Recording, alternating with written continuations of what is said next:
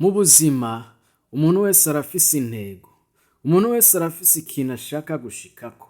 Niko kandi mu buzima hariho ibintu vyinshi bikubera intambamyi, bikakuzibira, bikakubuza gushika kuri ya ntego yawe.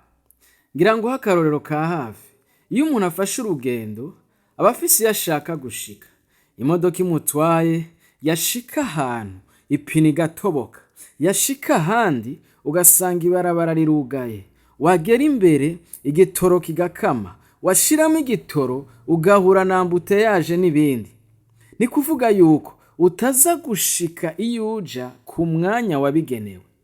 Ivyo n'ibibazo wahuye navyo vyakwitangiye imbere mu rugendo rwawe kandi ntavyo wari witeze. Inkuru nziza ndakuzaniye niyi: intambamyi zakwitangiye imbere ugiye kuzisiga. Mu yandi majambo, ivyakubuza kurengana, ivyakubuza gushika hamwe ugomba, ugiye kubisiga nawe. Haleluya! Sinzi ikintu cari cakubereye intambamyi mwene data kikakubuza kurengana.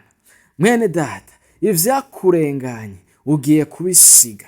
Igituma ugiye kubisiga nuko wewe utaja usubira inyuma, ahubwo wewe uruja imbere, wewe urutera uja imbere. Urugendo rwawe ntirusiba, mariage yawe ntisiba, umugambi wawe ntusiba, umugambi warumaranye imyaka ugiye kuja mu ngiro. Ivyari vyarakubujije kurengana ugiye kubisiga. Haleluya! Mwene data, asangwa wise rino jambo usemerere uti amen.